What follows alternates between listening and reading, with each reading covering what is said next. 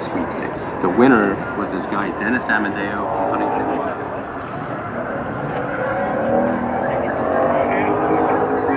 You just won the Corvette lottery.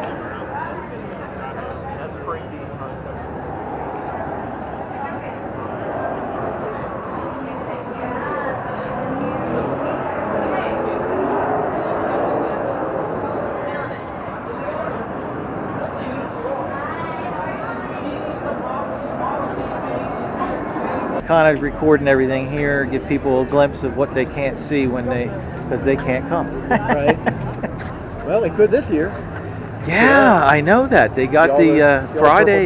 Friday opened up. Yeah. Inside the building, I'd say right now, about half the people have a purple badge. Really? Yeah. Which is, I don't blame them. I don't blame them one bit for doing it. I don't either. It's probably very smart financially. It keeps the aisles a little bit fuller. Yes. And for some of the businesses here, like us, it can be Joe Blow. It doesn't need to be a business-to-business interaction. Yeah, that's just it. It gives people who are home builders a chance to meet these suppliers face to face and get to know them and get to know their product better. Yeah, and honestly, if the business vendor, everybody you need to talk to. But for us, if I get one person that comes up to the booth and says, "Hey, I've heard of you," or "I've never heard of you," and you get to talk and say, "You know what? I'm going to come to a show." Yeah, that's a win right there. Yeah. And, I take a lot of pride in our shows having such good reputation that they speak for themselves.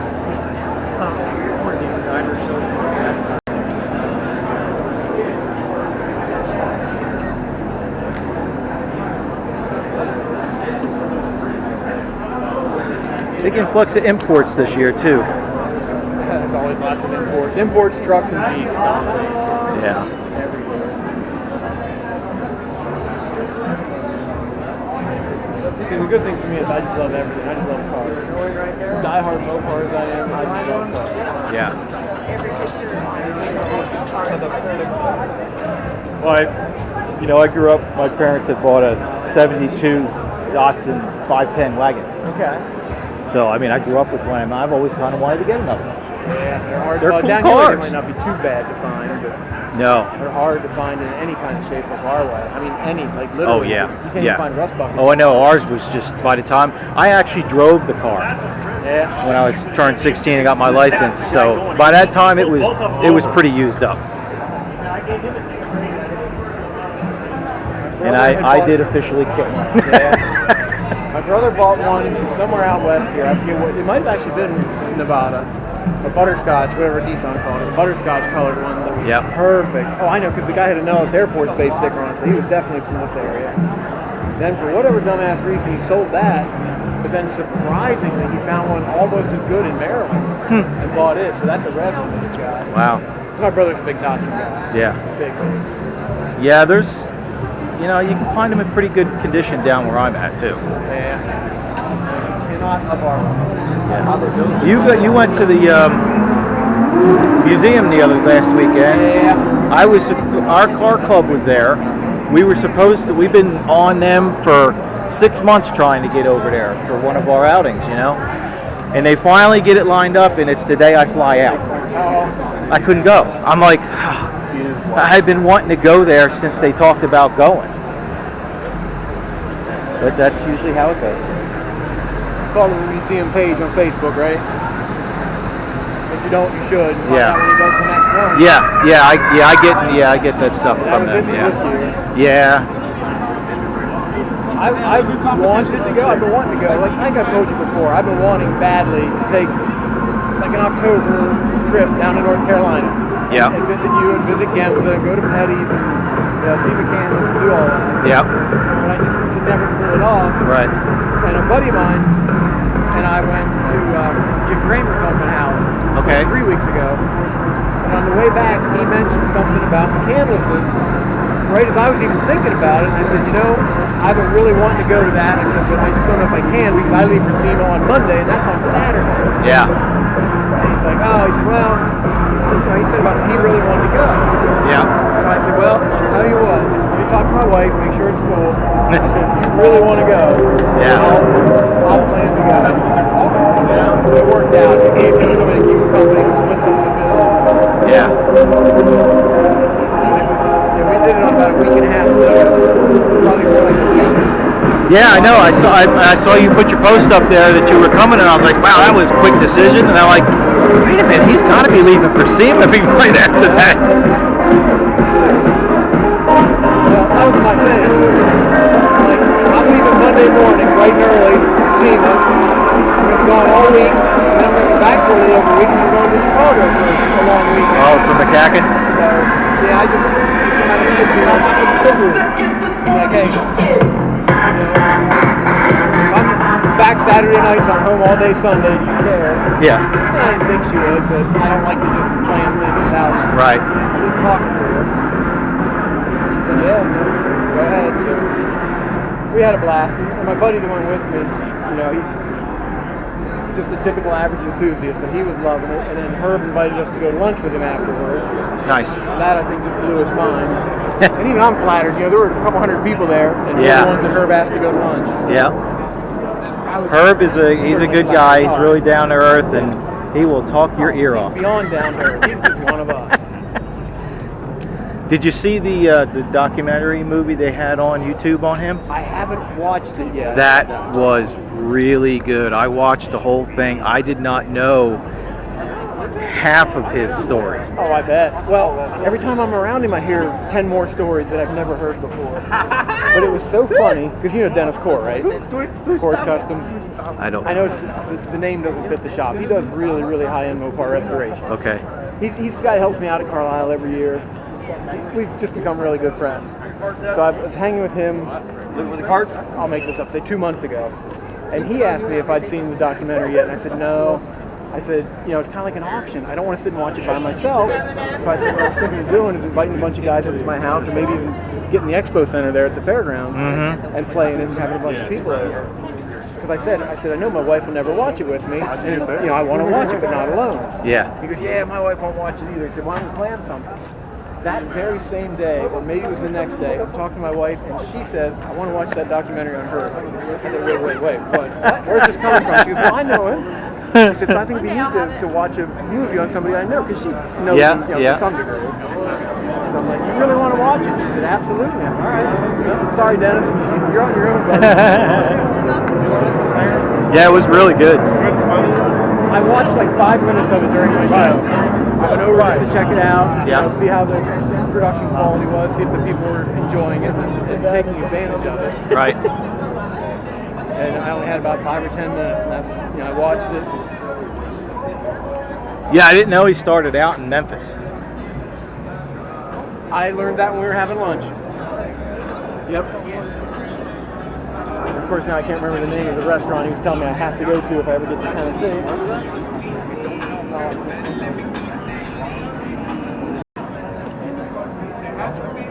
Watch her. Maybe not when I get back from the team. Black leather glove, no secret. Tell my wife, I'll sit down 1 second a day. Yeah. I want to overload it. I think she'll enjoy it just because of it's just not strictly about his racing, Right. but it's his life. And you know, They are. Oh, the Hellcat. Oh, this one's on Facebook. you know, covers his, you know, how he took chances, finally took that step and made things happen, and just, you know, scratching and clawing the whole way to get to where he made it to. And the fact that his wife was such a big supporter of what he was going to do. Yeah. He's always credited her with, you know, keeping everything together. Mm-hmm. Yeah, this is a real AAR, by the way. At least it's got an AAR thing.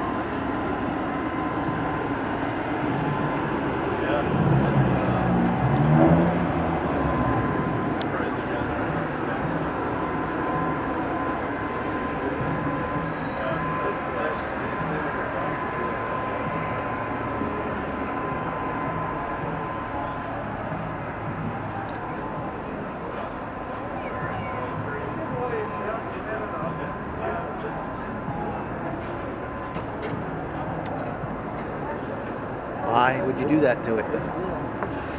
Again, at least it's got the VIN on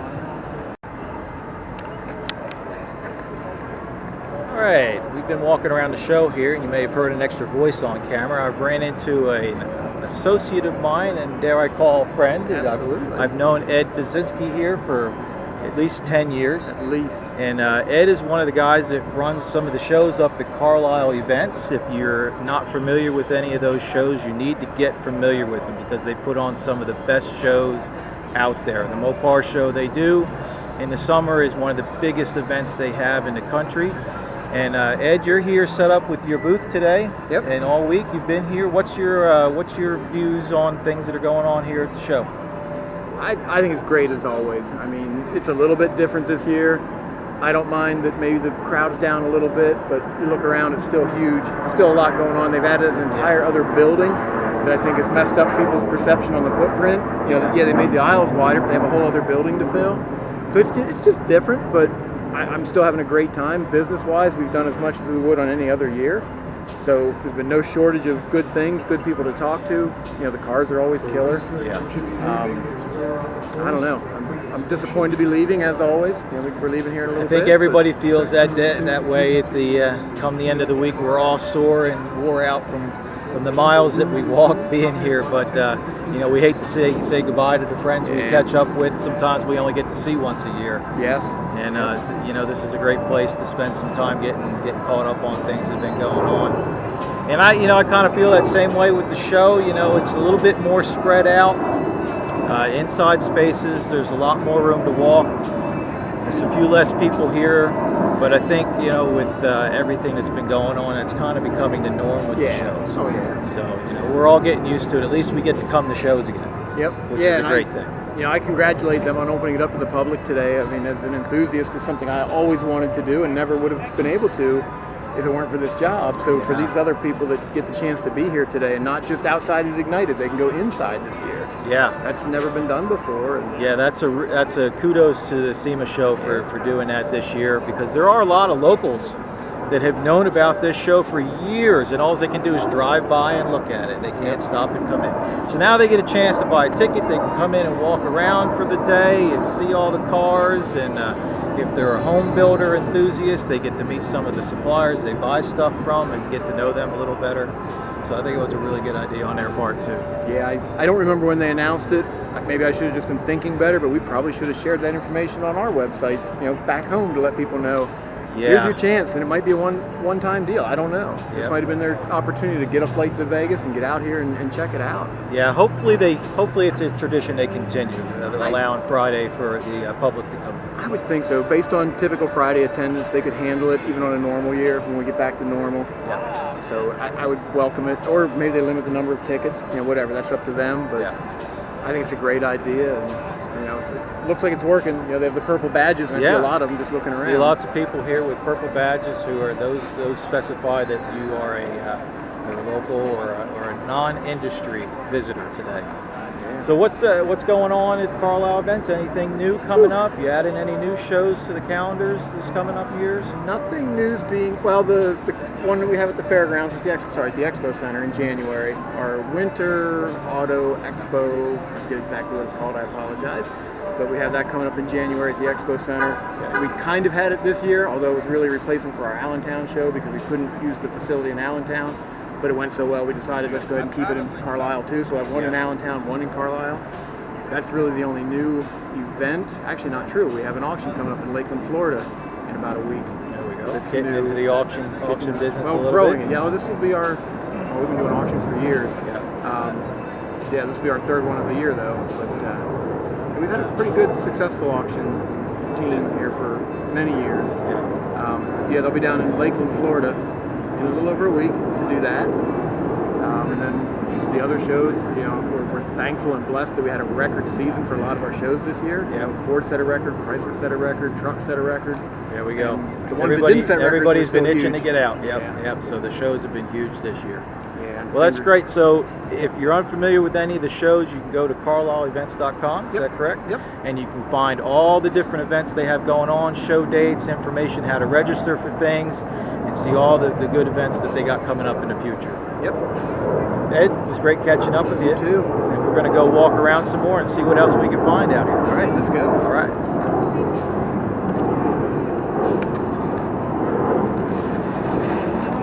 got a bunch of components from the company my son works for in it. He does. He works at a Sundown Audio. They do all kinds of amps and big bass speakers and all that crazy stuff that makes your ears bleed. I want to see the hydrogen-powered truck. Haven't seen that yet. I've noticed the big trend this year inside with when I was walking around Wednesday of the electric motor retrofits. Yeah, well, there's hydrogen, so I want to see that. I saw that. Where did I see that? It's a red. Yeah. Chevy or Ford. Yes. I saw it's in the central hall, I think. No, it's outside. Oh, it's outside. Yeah. There was another one inside. Oh. There was a hydrogen-powered one. Yesterday Yeah. It was inside. But the pictures I saw were of it outside in front of the trailer, unless they were taken before it moved in. Right. Yeah, I saw that one. Yeah, Yeah, hydrogen-powered. Step side. Yes. Yep. I can't remember the booth it was in front of. Oh, it was up near the front towards where the Ford display is in the central hall. Okay. Our area. Because basically Wednesday, that's about all I did was Central Hall, went over there, came back, took the thing all the way to the south side, went to the Mopar booth, and then we were done. I'm like, let's go. That was like 3:30 by then.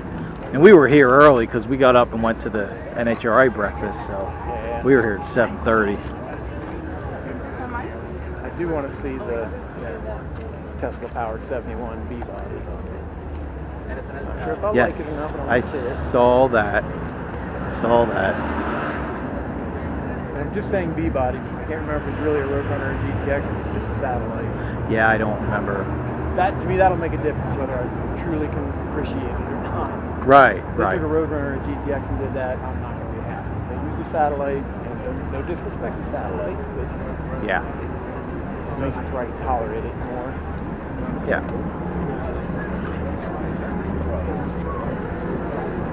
So your shop's coming along nice. Yeah. Yeah. Finally, after all these years, right? Well, Yeah, got a place to play. Yeah. It'll never be truly done. No.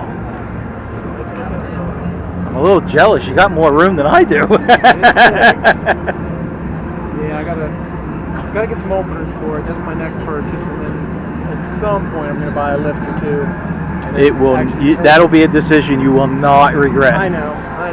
I put one in 3 years ago, and I'm like, this is the best thing I ever did. Especially now that I'm, I just can't do it up and down on my knees and rolling around under the cars anymore. It makes it not fun.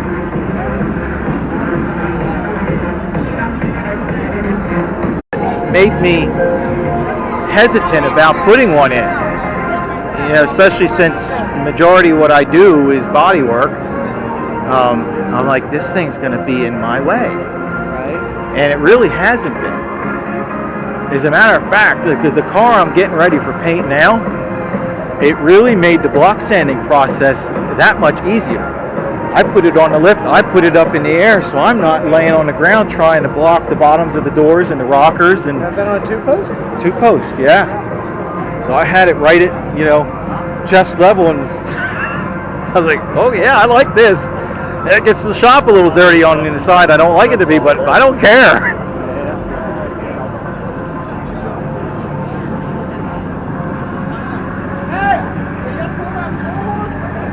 Well, I've got two places that were poured deep for the lift.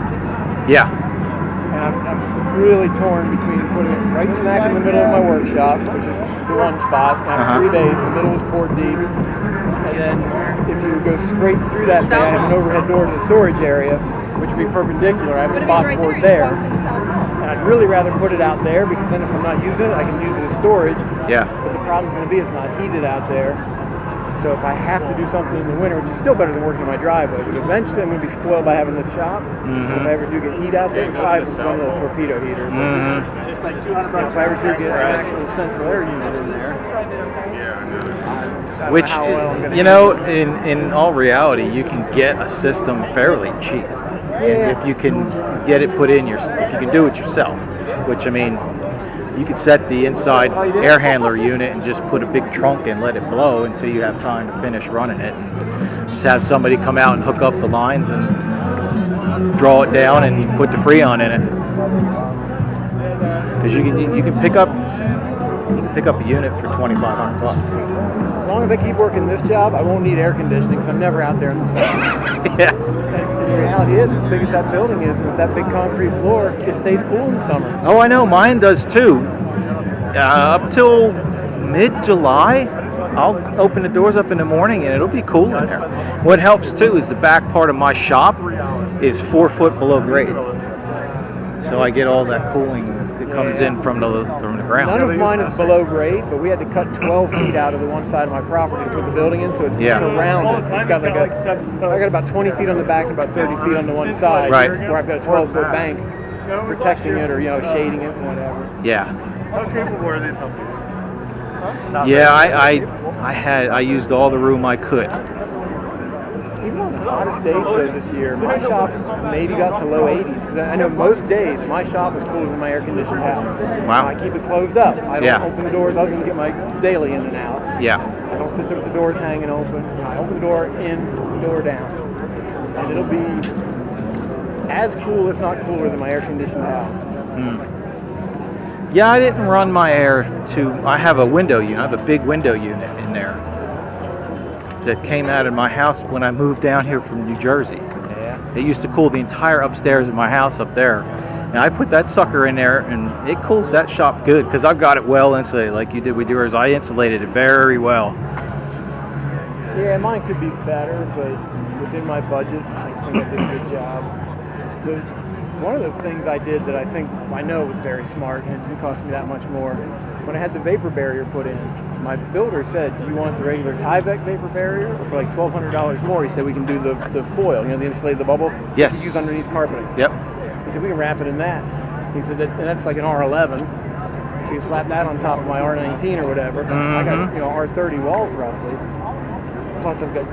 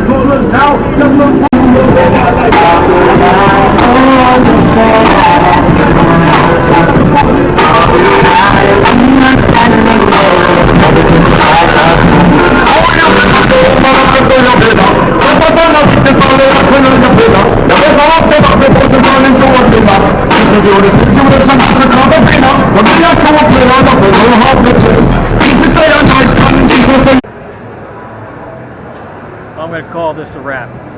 We're here at the Ford display inside the Central Hall, SEMA 2021, and I'm about done walking for the day. We've got somebody else here I'm trying to catch up with, so we'll see if we can't catch up with him here shortly. But again, I appreciate everybody who's been following the channel. I hope you enjoyed this look inside at one of the industry's biggest shows they have here in Las Vegas. Sema, which is, for the most part, is an industry trade show that's not open to the public, except this year. This year they decided to do a Friday only, where if you were just a regular person who wanted to come and check out the show, and you didn't have any ties to the automotive industry at all, you could buy a pass and you could get inside and see all the different displays and check out all the show cars outside. So it was a pretty cool deal they did this year. So I hope everybody enjoyed. And again, please, if you haven't subscribed to my channel, do that. Hit that bell notification once you get subscribed. And leave me some comments. Let me know how you enjoyed the show. And hit that like button. Go ahead and share this video with as many people as you can and help spread my channel and help me grow. I appreciate everyone that's been following along and subscribed. If you haven't subscribed, again, please do that, because it's really going to help my channel to grow and be able to do more things here on YouTube. So we will see you back in North Carolina shortly. Take care.